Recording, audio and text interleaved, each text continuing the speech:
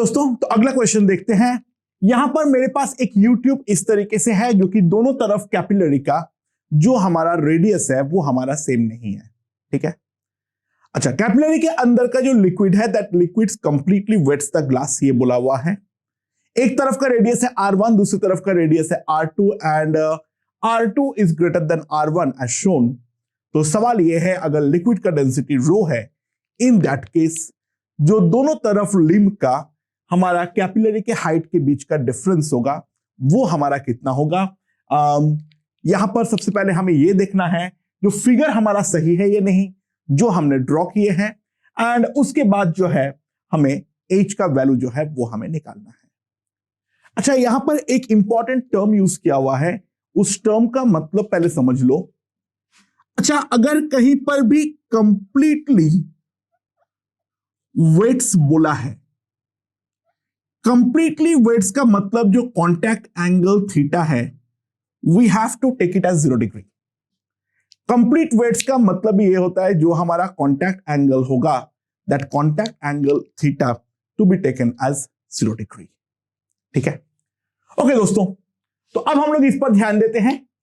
अच्छा, थीटा अगर 0 डिग्री है तो दैट सिंपली इंप्लाइज, यहां पर अगर हम ध्यान दें, ये सिंपली क्या इंप्लाई करेगा, जो हमारा रेडियस ऑफ द ट्यूब है वही उस सरफेस का रेडियस ऑफ कर्वेचर है, क्योंकि ये जो है ये हमारा परफेक्ट हेमिस्फीयर्स बनाएगा। ठीक है, यहां का ऊपर का पॉइंट का प्रेशर जो है वो है हमारा पी नॉट, यहां पर भी ऊपर के पॉइंट का प्रेशर जो है वो है हमारा पी नॉट।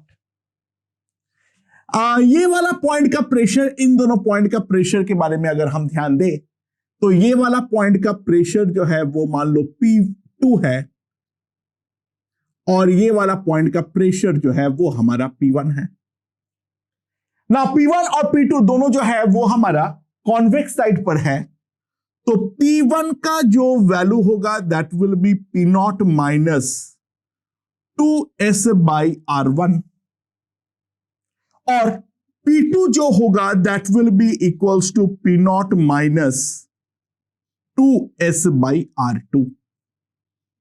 ये दोनों हम डेफिनेटली लिख सकते हैं जैसे कि यहां पर लिखा हुआ है। अच्छा, ऑब्वियस बात है, अगर R2 ग्रेटर देन R1 है तो 1 by R1 will be greater than 1 by R2। तो एक बात तो निश्चित है, P1 जो है that is less than P2।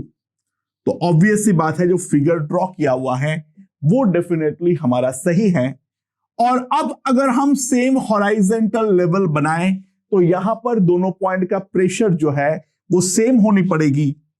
तो P1 plus rho g h must be equals to P2, ये हमारा होना पड़ेगा, right. So rho g h will be equals to P2 minus P1 and P2 minus P1 अगर मैं करूं so that will be 2 by S 1 by R1 minus 1 by R2। तो दोनों तरफ का जो हमारा डिफरेंस होगा H का वैल्यू सिंपली हमारे पास कितना आने वाला है, H will be equals to 2s by rho g R2 minus R1 upon R1 R2. So that will be the difference in the limb in both side. तो हम लोग फ्लूइड स्टैटिक्स में जो भी कैपिलरी ट्यूब रिलेटेड प्रॉब्लम किए थे, YouTube related problem, अगर वहां पर हम सरफेस टेंशन को इंक्लूड कर दे दोस्तों तो ऑब्वियस सी बात है उन सारे के सारे वैल्यूज में एक माइन्यूट सा बदलाव आने वाला है। ठीक है, तो एग्जैक्टली अगर मान लो हम एक ऐसा क्वेश्चन लेते हैं, ये वाले क्वेश्चन में क्या है, we have a ideal barometer, we have an ideal barometer, यानी ऊपर जो है वो हमारा वैक्यूम है। ठीक है, एक surface tension of mercury as 0.05 newton per metre and a contact angle theta is equals to 135 degree और take the radius of the capillary as a 1 millimetre. ठीक है, PATM equals to 76 centimetre mercury. तो find the reading, यानी actual में mercury का column जो है वो हमारा कितना रीड करेगा, क्योंकि 76 सेंटीमीटर अगर उठना चाहे कोशिश करेगा, due to capillary dip we know जो वो पूरी तरीके से उठ नहीं पाएगा। ये अगर आइडियल बैरोमीटर है तो हमारा सवाल ये है जो यहां पर हमारा कैपिलरी डिप कितना होने वाला है। Let's see. So this is the barometer, right. ऊपर वाला एंड डेफिनेटली हमारा क्लोज्ड है और इसको मैंने मर्क्यूरी के अंदर डिप करके रखा हुआ हूं। So this is the surface of the mercury as shown. अगर मान लो मैं कैपिलरिटी को कंप्लीटली नेग्लेक्ट करूं तो in that case capillary rise जो हमारे पास होना चाहिए था वो 76 सेंटीमीटर जितना होना चाहिए था, बट एक्चुअल में अगर हम देखें तो मर्क्यूरी का सरफेस कुछ इस प्रकार का होने वाला है। तो डेफिनेट सी बात है we are going to get a capillary dip. देखते हैं, एस्टिमेट करते हैं उसका वैल्यू हमारा कितना होने वाला है। Let's see. अच्छा, ऊपर का जो ये इस पॉइंट का प्रेशर है दैट P इक्वल्स टू 0। ठीक है, अच्छा ये वाला पॉइंट का जो हमारा प्रेशर होगा P, क्योंकि ये हमारा कॉन्केव साइड है और ये हमारा कॉन्वेक्स साइड है, नीचे वाला हमारा कॉन्केव साइड है, तो ऑब्वियस सी बात है जो हमारा कॉन्केव साइड का प्रेशर होगा वो हमारा ज्यादा होगा bye an amount of 2s/r, जहां पे r इसका इस सरफेस का रेडियस ऑफ कर्वेचर है। ये वाला सरफेस का रेडियस ऑफ कर्वेचर है। ऑब्वियसली कांटेक्ट एंगल हमारा 0 डिग्री वगैरह नहीं है, तो ये हमारा ट्यूब का रेडियस जितना तो डेफिनेटली नहीं होने वाला है। ठीक है, और ये वाला पॉइंट का जो हमारा प्रेशर होगा that will be equals to 2s/r plus ρgh। But ये वाला पॉइंट का प्रेशर जो है वो हमारा P0 है, तो P0 will be equals to 2s/r plus ρgh। हम साफ साफ देख सकते हैं P0 जो था वो था हमारा ρg इंटू 76 सेंटीमीटर। डेफिनेटली ये वाला h का वैल्यू जो होगा वो हमारा कम होने वाला है।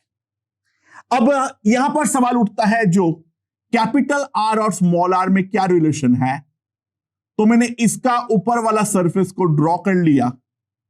This has a radius of curvature of capital R।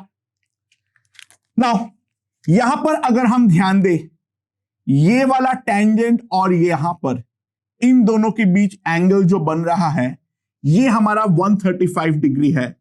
So this angle is 45 degree. ये वाला एंगल जो हमारा बनेगा वो हमारा 45 डिग्री बनेगा। And now let us draw like this, और इसको यहां पर मिला दो। This is tangent, this is radius, so this is 90, so this is 45, so makes this is 45। ये हमारा स्मॉल r है, ये हमारा कैपिटल R है। तो कैपिटल R जो आएगा that will be equals to small r by cos 45 degree, so that will be equals to √2r। तो हमारे पास क्या आ जाएगा, ρgh will be equals to ρgh0 minus 2s by √2r। ये हमारे पास आ जाएगा। ठीक है, so let's see the value. हमारे पास h जो आ जाएगा that will be equals to h0 minus √2s by r ρg। ठीक है, so this will be equals to 76 centimetre, तो मत करो, take it in the metre, 0.76 minus √2 0.05 rho is 13.6 into 10 to the power 3 and r is 10 to the power minus 3, तो वो हमारा खत्म हो गया into g, whatever be the value calculated, it will be a very very very very minute difference. ठीक है, जो भी वैल्यू आएगा भाड़ में जाए, उसको मैं कैलकुलेट नहीं कर रहा हूं. ठीक है, मेरे ख्याल से ये समझ में आ गया है जो हमें इस प्रकार का प्रॉब्लम को अटेम्प्ट कैसे करना है. ठीक है, मैं इसको फर्दर कैलकुलेट ऑन नहीं कर रहा हूं. सो कैपिलरी के कारण हम लोगों ने फ्लूइड स्टैटिक्स में जो पढ़े थे उन सब में थोड़े थोड़े अंतर जो है वो डेफिनेटली हमारा आ सकता है. तो वो जो हमारा आ रहा है उसके बारे में हमें डेफिनेटली ध्यान देनी पड़ेगी. ठीक है, ओके दोस्तों, यहां पर क्या है, दो ऐसे प्लेट है, यहां पर पैरेलल नहीं है, उन दोनों के बीच में एक बहुत छोटा एंगल है अल्फा, और वो जो सिस्टम है इसको मैं लिक्विड सरफेस के साथ जस्ट टच कराते हुए रख दिया. ये वाला हाइट जो है वो हाइट है हमारा h. ठीक है, एंड अब जो है मैंने देखा जो लिक्विड मेरा राइज किया वो इस तरीके से साइड में एक वेटिंग लाइन बनाया, वेटिंग कर्व बनाया. मुझे वो वेटिंग कर्व का इक्वेशन चाहिए. Take the density as rho, surface tension as s and the contact angle as 0 degree. So दोस्तों इस तरीके से हम देख सकते हैं. ध्यान दो, ये वाला क्वेश्चन जो है वो हमारा पैरेलल प्लेट की तरह ही है. इसका अगर मैं टॉप व्यू लेता हूं, तो इसका टॉप व्यू हमें कुछ इस तरीके से दिखेगा. मेरे ख्याल से ये समझ में आ चुका है. और इन दोनों के बीच में एंगल जो है वो है अल्फा. नाउ अगर मान लो मैं इसके अलोंग कोई भी एक जनरल डिस्टेंस x पर आ जाता हूं, ठीक है, कोई भी एक जनरल डिस्टेंस x पर आ जाता हूं, तो यहां पर ये जो डिस्टेंस है that distance d will act as the distance between the parallel plates.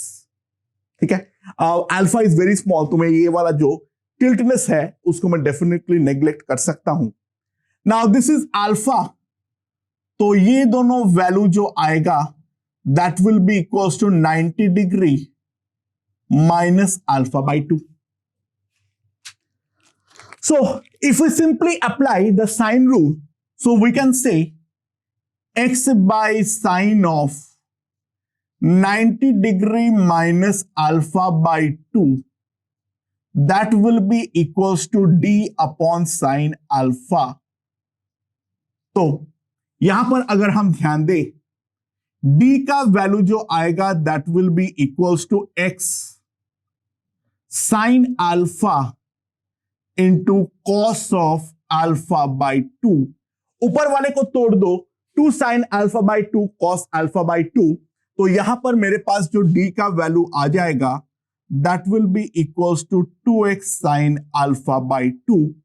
Alpha being very small can be taken as x alpha. अच्छा, पैरेलल प्लेट के लिए h के लिए जो हमारा कैपिलरी राइज है वो हमारे पास आया था 2s बाई डी रो जी, और वो कैपिलरी राइज जो है उसको मैंने y से डिनोट कर रहा हूं. This is x axis, this is y axis. So capillary rise will be 2s by x alpha rho g. So xy will be equals to 2s by alpha rho into g. So that will give me the weighting curve. ठीक है, it's a rectangular hyperbola. X is not equals to 0. This will give me a rectangular hyperbola. Okay, और अगर x equals to 0 होगा तो हम जानते हैं capillary के बाहर तो कभी फ्लूइड निकलता नहीं है, तो जहां तक वो जा सकता है वहां तक वो जाकर मानेगा. उसके बाद वो अपना कॉन्टैक्ट एंगल को बदलेगा. For x equals to 0 y will be equals to h. ये हमारे पास साफ साफ आ जाएगा. मेरे ख्याल से ये चीज हमें समझ में आ चुका है, राइट। तो इस टाइप के बहुत सारे क्वेश्चन जो है वो हम लोगों ने यहां पर सॉल्व कर चुके हैं, ठीक है। अच्छा, क्विक थ्योरेटिकल क्वेश्चन, मान लो क्या है मेरे पास एक इस तरीके से हॉराइजेंटली रखा हुआ एक कोन है, जो कोन हमारा इस तरीके से है, ठीक है, इज अ हॉलो कोन। और यहां पर जो हमारा लिक्विड सरफेस है वो कांटेक्ट इस तरीके से बनाता है, जो कांटेक्ट है वो हमारा इस तरीके से बनाता है जैसे मैं यहां पर दिखा रखा हूं, ठीक है। So this is the glass, this is the glass capillary, this is the water. तो सवाल यह है, इन विच डायरेक्शन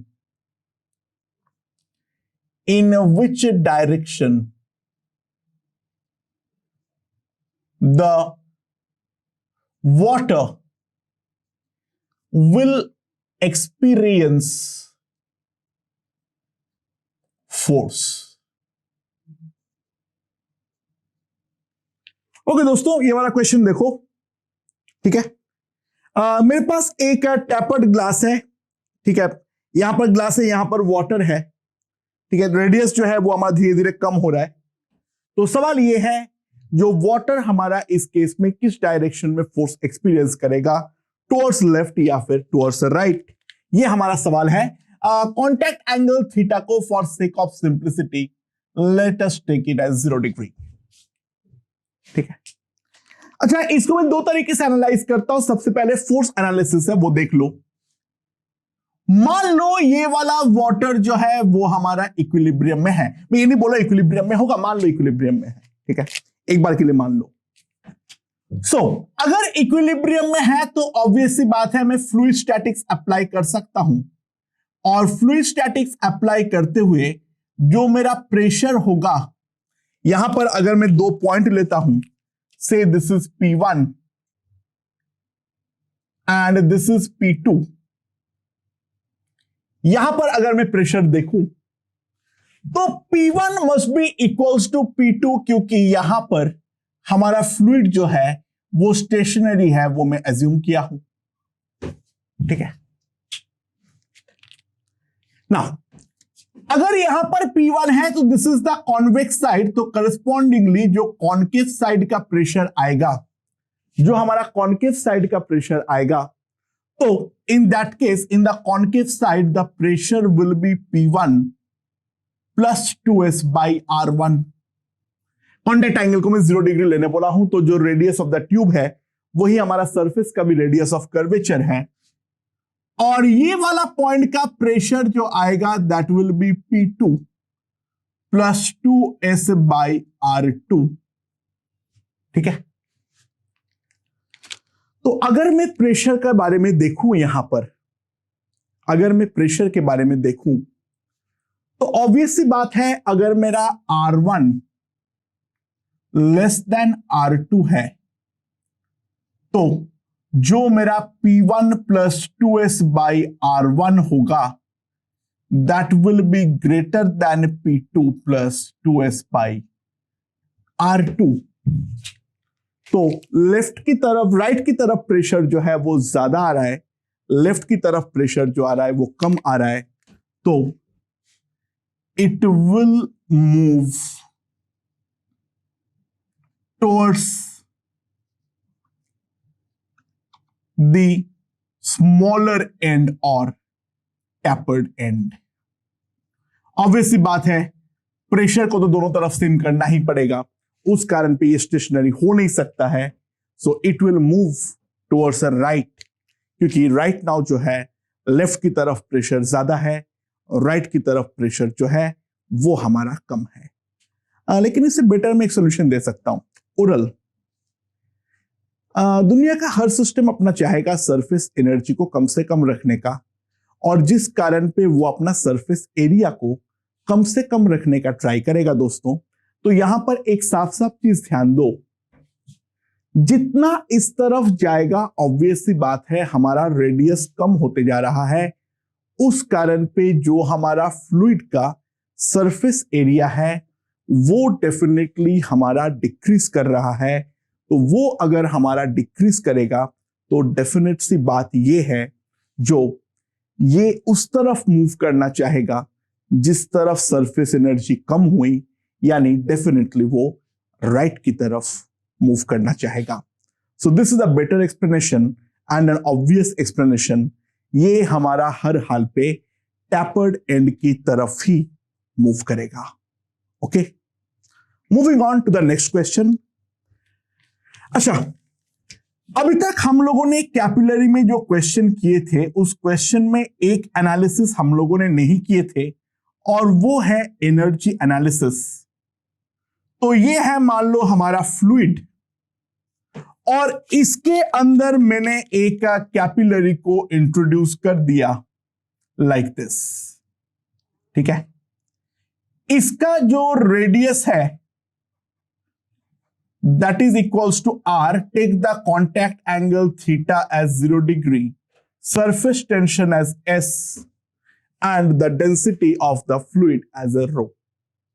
ठीक है, find amount of heat generated due to capillary rise. Find the amount of heat generated due to capillary rise. यानी obvious सी बात है, मैं ये पहले चीज प्रूव भी करूंगा, जो अगर यहां पर कैपिलरी राइज आ रहा है इक्विलिब्रियम में, there must be a viscous drag, otherwise ये इक्विलिब्रियम पोजीशन जो है वो हमारा अटेन कभी होगा ही नहीं। तो सवाल ये है जो यहां पर जो हमारा इस तरीके से उठा है उस पे टोटल कितना अमाउंट ऑफ हीट जो है वो हमारा जनरेट हुआ है। Let us try to understand the mechanism by which the capillary rise occurs. मैं जैसे ही ट्यूब को लिक्विड के अंदर इंट्रोड्यूस कर दूंगा, वो इंट्रोड्यूस करने पे तुरंत जो है यहां का सरफेस इस तरीके से कर्व हो जाएगा। सबसे पहले तो कांटेक्ट एंगल बनेगा, ठीक है, और इसके बाद ये कांटेक्ट एंगल अपवर्ड डायरेक्शन में सरफेस टेंशन का फोर्स लगाना चालू करेगा। That will be equals to S into 2 pi small r। Cos जो है कॉस थीटा होना चाहिए, let us take it as 0 for the sake of calculation। Surface tension का फोर्स तुरंत जो है वो हमारा अपवर्ड लगना चालू करेगा और जो हमारा यहां पर हाइट एज तक, जहां तक कैपिलरी राइज हुआ है वहां तक हमारा लगेगा। So work done by surface tension will be equals to the force of surface tension into the capillary rise, that is equals to H, और उसका वैल्यू अगर मैं लिखता हूं that will be 2 pi RS into 2S cos theta by R rho G। ठीक है, समझ में आया? And so this will be equals to R काट के खुश हो जाओ, this will be equals to 4 pi S square upon rho G। So this is the work done by the surface tension। देखो, सबसे पहले जैसे मैं डिप करूंगा वहां पर कांटेक्ट एंगल बनेगा, सरफेस टेंशन का अपवर्ड पुल चालू होगी और वो अपवर्ड पुल जो है वो जहां तक कैपिलरी राइज हुआ है वहां तक हमारा वर्क करेगा। तो सरफेस टेंशन का फोर्स का जो net amount of positive work है वो हमारे पास आ गया है। ठीक है, अच्छा, ऑब्वियसली बात है यहां का लिक्विड कॉलम जो है उसका पोटेंशियल एनर्जी में भी इंक्रीज हुआ है। तो delta U of system will be equals to m g into minus h by two, sorry into H by two, क्योंकि हमें तो सेंटर ऑफ मास तक का देखना है। And now if we see that will be equals to rho, M कितना आएगा, rho into pi R square H G into H by two, that will be equals to rho G pi R square A square by two. ये हमारे पास आएगा, that will be the total increase in gravitational potential energy. और H का value आप put कर दो pi R square by to 4s square by r square rho square g square, and if we see this will be 2 pi a square into divided by rho g। So surface tension का जो work हमारा हुआ है उसका केवल आधा ही potential energy के फॉर्म में क्या है, ठीक है। यानी work done by the gravity will be the minus of this, यानी अगर मैं उल्टा देखूं, delta W grav will be equals to minus 2 pi a square into rho g। ये हमारे पास आ जाएगा। So this is the surface tension work done, this is the gravitational work done। तो डेल्टा डब्ल्यू एक्सटर्नल जो होगा वो होगा इन दोनों का सम, that will be 2 pi a square into rho g। तो अगर मैं विस्कस फोर्स को पूरी तरीके से नेग्लेक्ट कर दूं, अगर मैं विस्कस फोर्स को पूरी तरीके से नेग्लेक्ट कर दूं, तो दोस्तों ध्यान देना, कैपिलरी का जो लिक्विड है ये H हाइट पर पहुंचने के बाद भी इसके पास एक काइनेटिक एनर्जी बचा हुआ रहेगा, जिस कारण पे ये और ऊपर की तरफ शूट करेगा। अगर यहां पर जाके वो रुक रहा है फाइनली, तो सिंपल सी बात है, जो दीवार और लिक्विड के बीच में एक फ्रिक्शन लगेगा जिसको हम विस्कस ड्रैग बोलते हैं, वो विस्कस ड्रैग ने ही इतना एनर्जी को हमारा खाया है। तो डेफिनेटली जो हमारा हीट प्रोड्यूस्ड होगा, जो हमारा हीट प्रोड्यूस्ड होगा, that heat produced H will be 2 pi a square into rho g, and this is due to viscous drag between glass and water।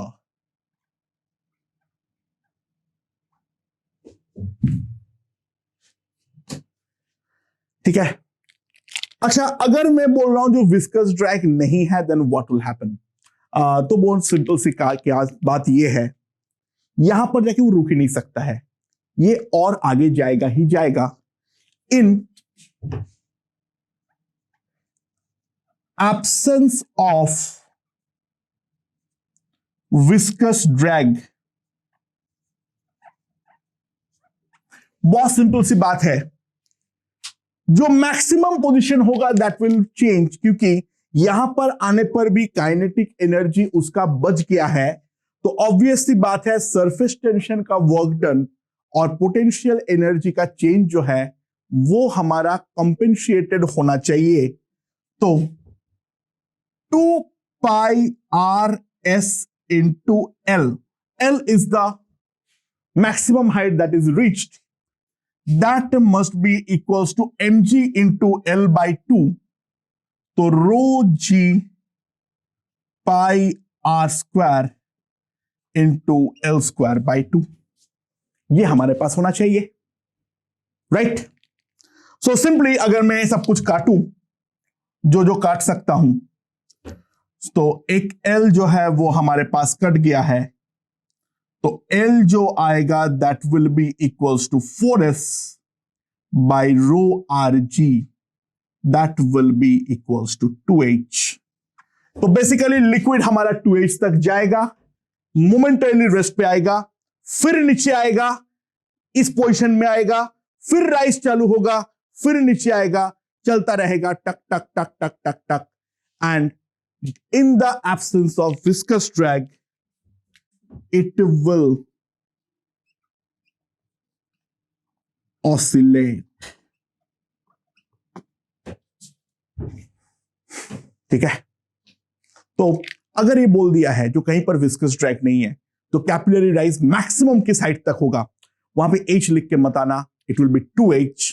ठीक है, in absence of viscous drag, क्योंकि surface tension का जो हमारा force है वो surface tension का force main point पे हम फोर्स को बैलेंस भले ही कर दे बट एक काइनेटिक एनर्जी तो बच जाएगी, जिस कारण पे ये फर्दर और ऊपर जाएगा, मोमेंटरीली रेस्ट पे आएगा 2h पे, again it will come back to this position and then again rise, again drop, टाक टाक टाक टाक टाक टाक, इस तरीके से हमारा चलता रहेगा।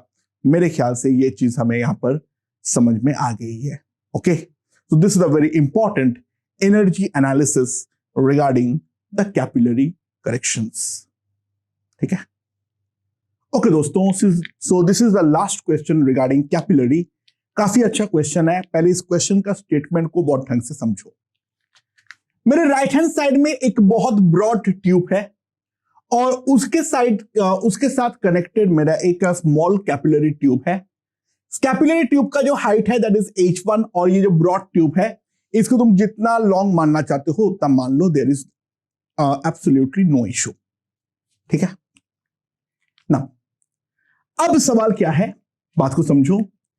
जो h1 जो है वो हमारा कैपिलरी राइज से बड़ा है, ये दे रखा है। ठीक है, यानी ट्यूब ऑफ इनसफिशिएंट लेंथ नहीं है।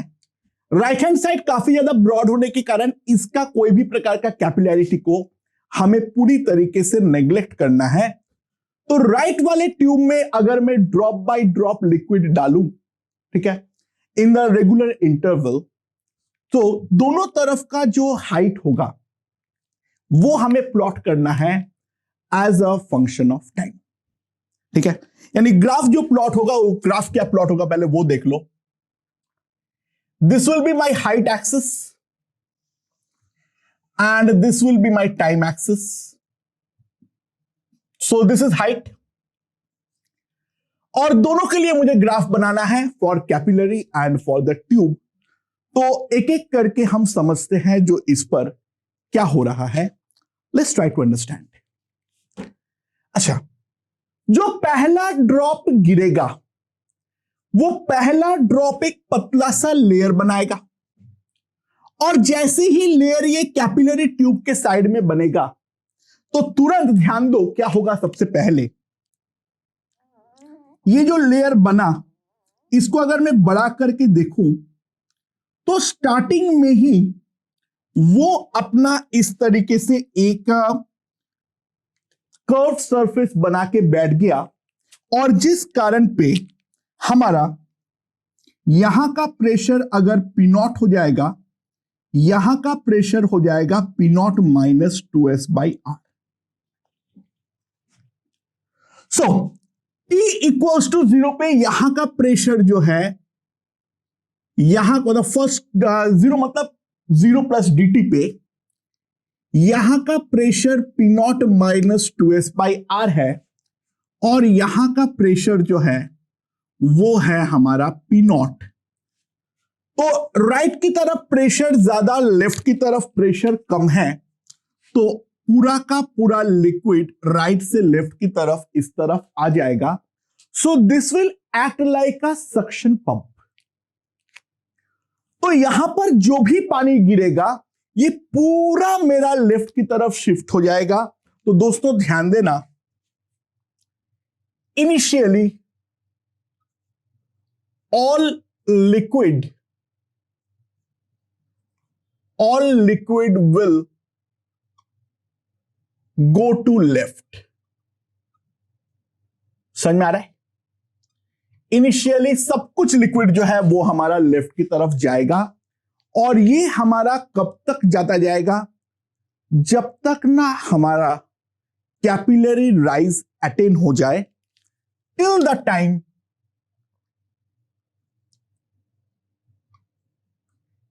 height in the left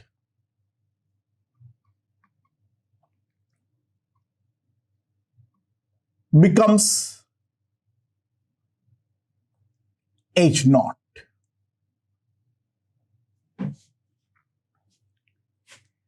तो H naught टाइम तक राइट पे हमारा कुछ भी नहीं रहने वाला है, जो है केवल और केवल हमारा लेफ्ट पे रहेगा। तो ये मान लो इसके लिए जो सिनेरियो होगा वो टाइम है t equals to t naught. तो मैं जल्दी से एक बार ग्राफ ड्रॉ करके ये वाला सिनेरियो को समझा दे रहा हूं। यहां पर कैपिलरी में ही सारे पानी होगा। जो राइट का ब्रॉड ट्यूब है, इस ब्रॉड ट्यूब में राइट नाउ कोई पानी नहीं होने वाला है। So we will have the situation like this.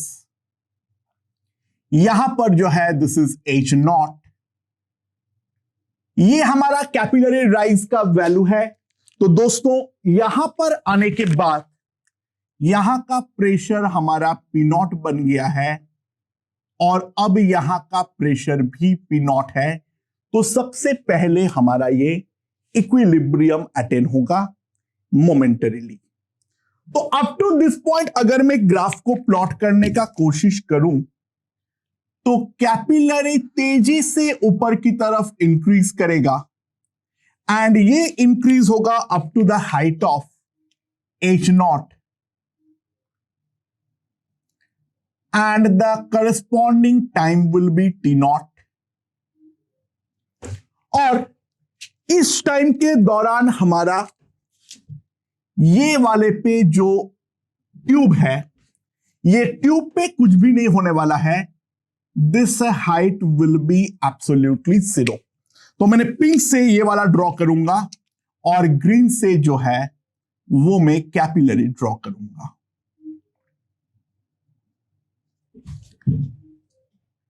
ठीक है। After that what will happen? After that अगर हम ध्यान दें, अगला जो ड्रॉप है, क्योंकि बेस लेवल अब हमारा सेम हो चुका है, तो जो भी पानी डालूंगा वो दोनों में इक्वली डिवाइडेड होगा। यानी after that height of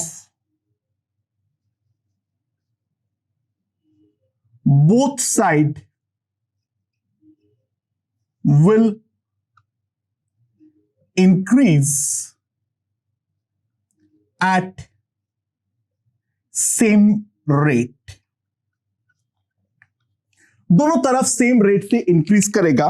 the reason being, try to understand, मैं जो बोलना चाह रहा हूं, जब तक हमारा लेफ्ट वाला का हुआ नहीं है, पूरा भरा नहीं है, तब तक जो है ट्यूब और ये दोनों हमारा सेम लेवल पर ही होने वाला है। द रीजन बीइंग, जो लेवल पे हमारा P नॉट हो गया था, यानी मान लो लिक्विड का लेवल कोई एक टाइम पे यहां पर आ चुका है, ये हमारा P नॉट है, और यहां पर हाइट अगर हमारा H है, तो इधर के भी हाइट H ही होगा, बट इसके ऊपर हमारा H नॉट का हाइट जो है वो हमारा बरकरार रहेगा। This will be the scenario. Liquid जो है वो दोनों तरफ इक्वली डिवाइडेड होगा, दोनों का लेवल सेम रेट से बढ़ेगा। ये वाला पॉइंट का भी pressure P not plus row GH होगा, ये वाला पॉइंट का भी pressure P not plus row GH होगा। बट ध्यान देना, क्योंकि स्टार्टिंग में जो भी वॉल्यूम डाल रहे थे वो पूरा कैपिलरी खा रहा था, और कैपिलरी का रेडियस बहुत ज्यादा कम है एज कंपेयर टू राइट वाला। तो स्टार्टिंग में हाइट का जो बढ़ने का रेट होगा वो बहुत ज्यादा होगा। So I have drawn a very sharp curve. अब जो है वॉल्यूम हमारा काफी स्लोली इंक्रीज करेगा, तो इसका हाइट भी इंक्रीज करेगा, but will be at a much slower rate. और ये दोनों लाइंस जो होंगे वो डेफिनेटली हमारा पैरेलल होंगे, और पैरेलल होने का रीजन जो है वो है दोनों का रेट ऑफ हाइट चेंज जो है वो डेफिनेटली हमारा सेम है, and this will happen at a time up to a time of t1, यानी जब ये लेफ्ट वाला h1 बन चुका है। ठीक है, ये दोनों सेम रेट से इंक्रीज करेगा, तो ये अपना h1 को जहां पर अटेंड कर लेगा वहां पर ध्यान दो, अब कैपिलरी पे कोई फर्दर जो भी हमारा चीज है कोई फर्दर हाथ नहीं लगने वाला है, क्योंकि इसके ऊपर तो अब लिक्विड जा ही नहीं सकता है। And by the way that time जो हमारा लिक्विड लेवल है in the tube, that liquid level will be at, यहां पर H1 है बट एक H0 का परमानेंट डिफरेंस तो मेंटेन हुआ है, so this will be equals to H1 minus H0। ये हमारा ट्यूब का लेवल होगा। नाउ अब ध्यान देना, ठीक है। Now what will happen to the capillary, जब कैपिलरी पूरा भर जाएगा, after capillary is a fully filled, ठीक है, कैपिलरी यहां पर ये फुल्ली फिल्ड हो जाएगा। ठीक है, now it will begin to change its contact angle. देखो अभी डायरेक्टली पानी जो है वो उसमें से बाहर नहीं जाएगा, वो अपना कॉन्टैक्ट एंगल को बदलना चालू करेगा। कैपिलरी में ये हमारा फिक्स रहेगा, कैपिलरी में ये हमारा फिक्स रहेगा, एंड जो भी पानी आएगा वो राइट वाले पे ही जाएगा। All liquid coming will go to the right only।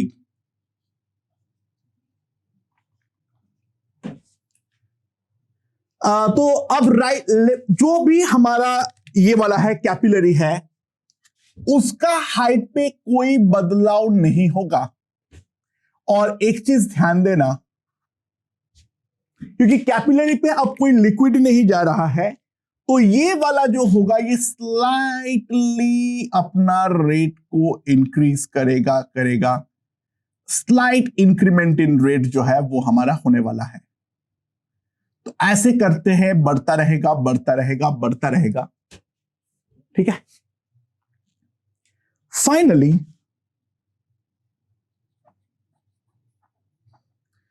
Theta becomes 90 degree at A capillary, और ये होता है मान लो टाइम T2 पर। ये भरता है T1 पर with a contact angle of 0 degree, अगर वाटर ग्लास है मान लो, जो भी इनिशियल थीटा है doesn't matter. And after that ये बढ़ता रहेगा टिल द टाइम हमारा कॉन्टैक्ट एंगल जो है वो हमारा बढ़ के 90 डिग्री ना हो जाए। एंड 90 डिग्री कब होगा उस बात को समझो। अगर मान लो मैं यहां से ऐसे जा रहा हूं, यहां का कॉन्टैक्ट एंगल 90 डिग्री हो गया, तो ऑब्वियस सी बात है कोई एक्सेस प्रेशर का फंडा यहां पर समाप्त हो गया। तो यही वाला पॉइंट का प्रेशर जो है वो है हमारा, यहां पर अगर P0 है तो यहां पर भी P0 है, तो सेम हॉराइजेंटल लेवल पे P0 होना चाहिए, यानी राइट वाले पे अब ये H1 भर चुका है। तो राइट वाला जब हमारा H1 को हिट करेगा, वहां पर कैपिलरी और जो हमारा ट्यूब है दोनों का हाइट जो है वो हमारा सेम हो जाएगा, and this will happen at a time of T equals to T2।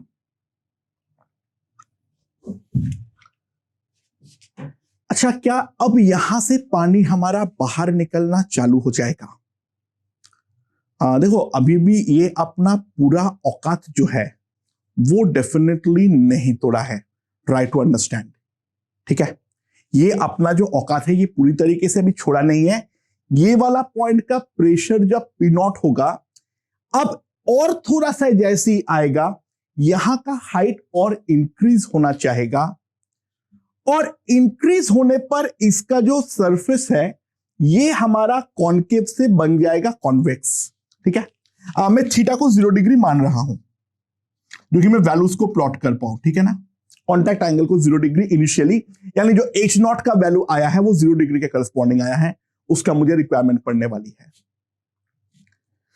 और एक बार जब मैं और लिक्विड डालूंगा तो now the liquid surface on capillary becomes convex up. यानी what will be the scenario? Try to understand. यहां पर ये अपना कॉन्वेक्स नेचर को बनाएगा, और कॉन्वेक्स नेचर बनाते बनाते बनाते बनाते ये सबसे ज्यादा जहां पर अपनी औकात को दिखाएगा, कॉन्वेक्स नेचर से बचाव का जो ट्राई करेगा, ट्राई टू अंडरस्टैंड कहां पर होगा उस चीज पे ध्यान दो। ये हमारा कॉन्वेक्स बन चुका है, ये हमारा परफेक्ट हेमिस्फीयर बन चुका है, ये हमारा परफेक्ट हेमिस्फीयर बन चुका है। सो ये वाला पॉइंट का प्रेशर अगर पी नॉट है तो ये वाला पॉइंट का प्रेशर जो होगा that will be P not plus 2s by R, but P not minus 2s by R अगर रोजी एच नॉट जितना ऊपर किया है तो 2s by R corresponds to a pressure of P not plus rho g H not. ये टूटने का just पहले के इंस्टेंट पे ये परफेक्ट हेमिस्फीयर बना चुका है, और इस पॉइंट का प्रेशर हुआ है P not plus rho g H not. तो ट्राई टू अंडरस्टैंड, इसको भी अब और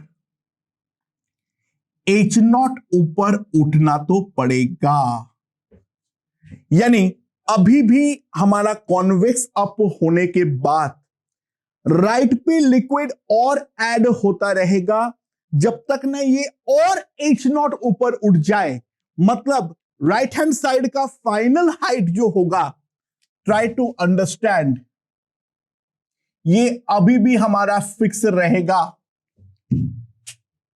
और ये हमारा H1 से और H0 तक उठने वाला है at the same rate. So this will go further up like this, और यहां पर जो है यहां पर हाइट बन जाएगा H1 प्लस H0, ठीक है? And that will happen at a time T3, and after T3 अगर मैं देखूं यहां पे after T3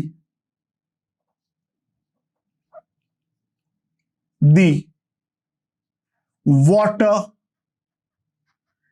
comes out of capillary, the water will comes out of the capillary, ठीक है? जो भी पानी डालोगे ये हमारा कैपिलरी से बाहर निकल जाएगा।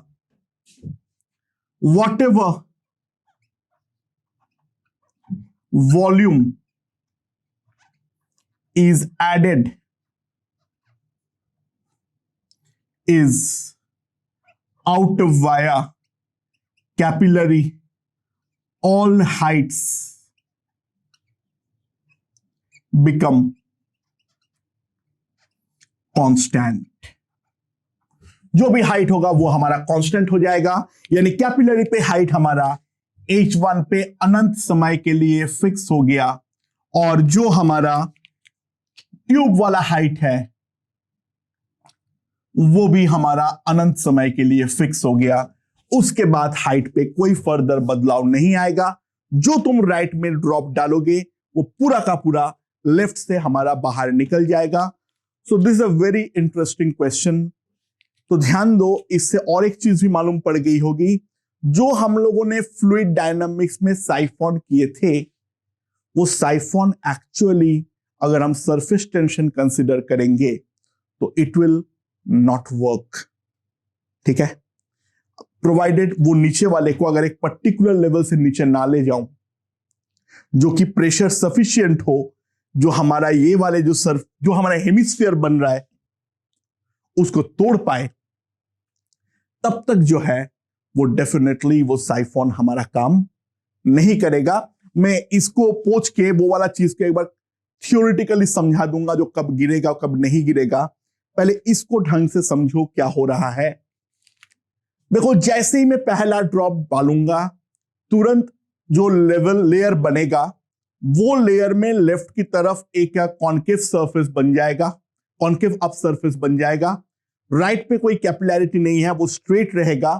तो लेफ्ट की तरफ प्रेशर ड्रॉप होगा, राइट की तरफ प्रेशर जो है वो हमारा P0 ही रहेगा। तो higher to lower pressure region fluid जो है वो तुरंत हमारा फ्लो करना चालू करेगा और जो भी वाटर ड्रॉप आएगा वो पूरा खाएगा capillary, and it will happen till the time जो हमारा कैपिलरी है वो कैपिलरी राइज जितना वॉल्यूम उसे नहीं मिल जाए। यानी H0 तक तो राइट पर पानी आएगा ही नहीं, केवल और केवल लेफ्ट की तरफ पानी आएगा। रेडियस काफी छोटा है तो यहां पे काफी तेजी से हमारा कैपिलरी राइज होने वाला है। ठीक है, ओके। एक बार H0 मिल जाए उसके बाद तुम्हारा P0 का लेवल दोनों में अटेन हो गया लाइक दिस, एंड अगला जो भी हमारा वाटर आएगा वो दोनों में इक्वल लेवल पे हमारा बढ़ाता रहेगा बढ़ाता रहेगा बढ़ाता रहेगा। ठीक है, दोनों यहां पर सेम रेट से बढ़ेगा।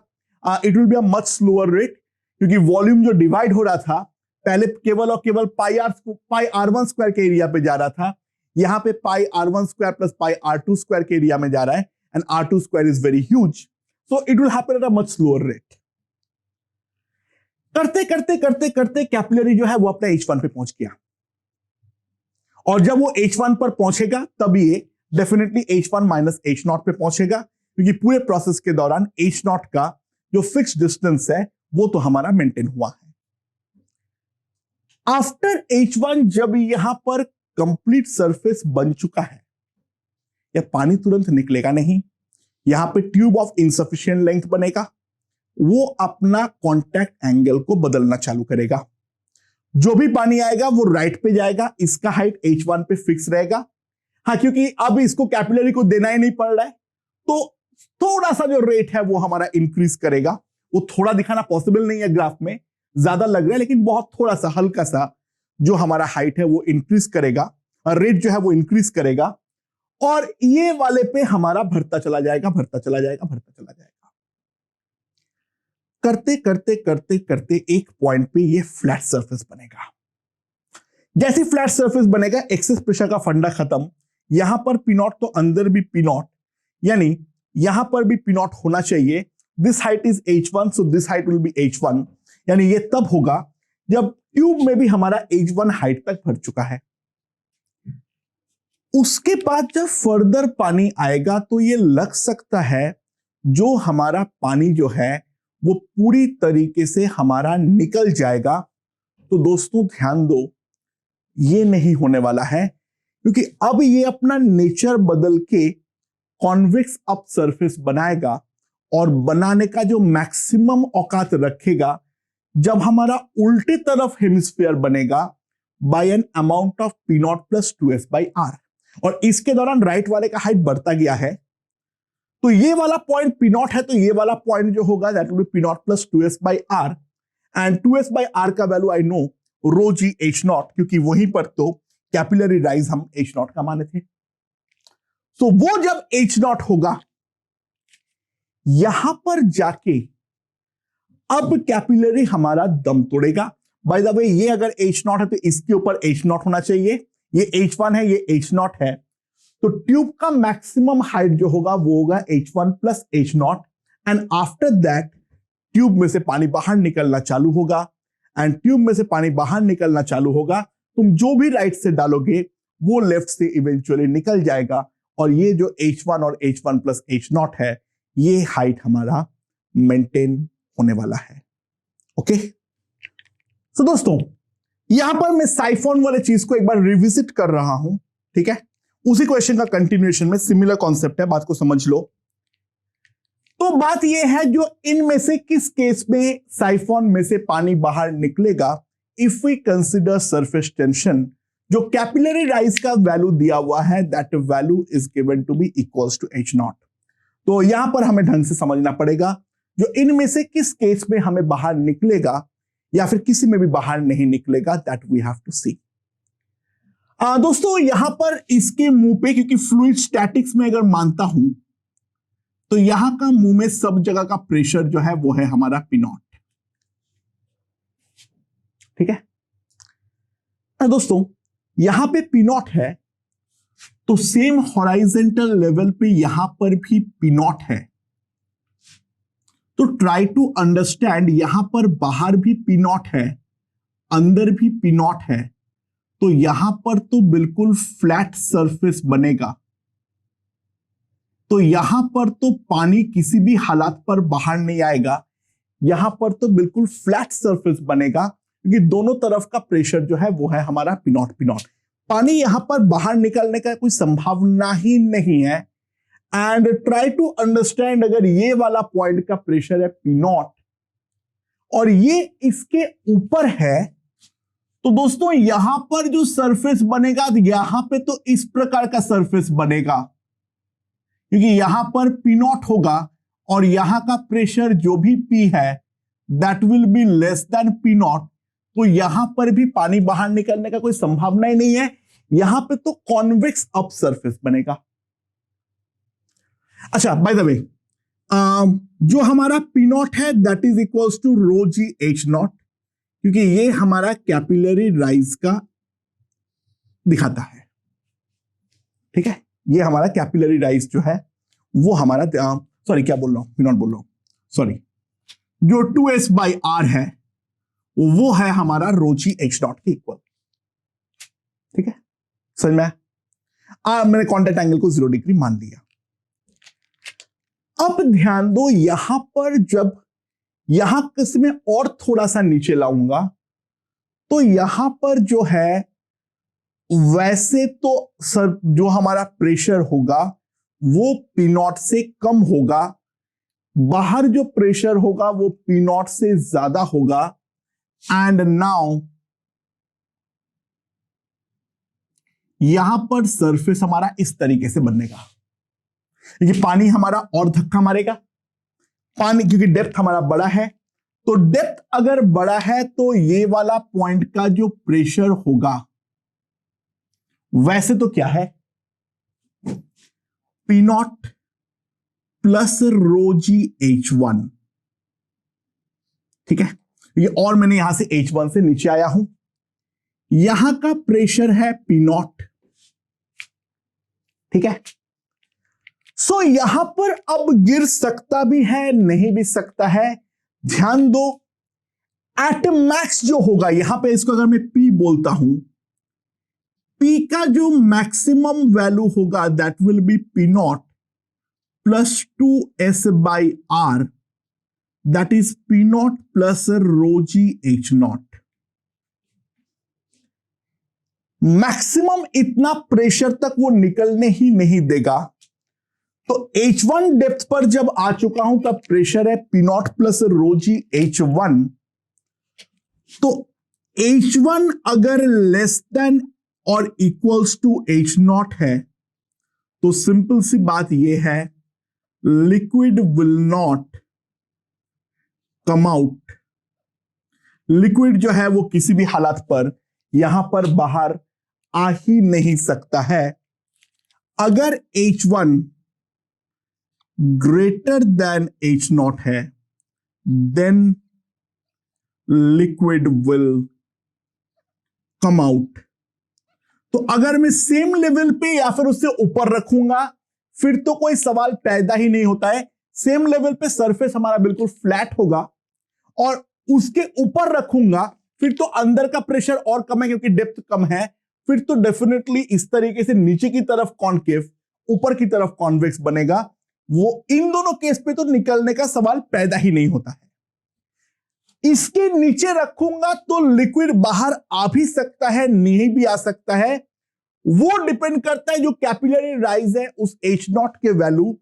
क्योंकि कैपिलरी अगर मैं कॉन्टैक्ट एंगल को 0 डिग्री मान लेता हूं तो इन दैट केस H0 का जो वैल्यू है that is equals to rho g H0 will be equals to 2s by r।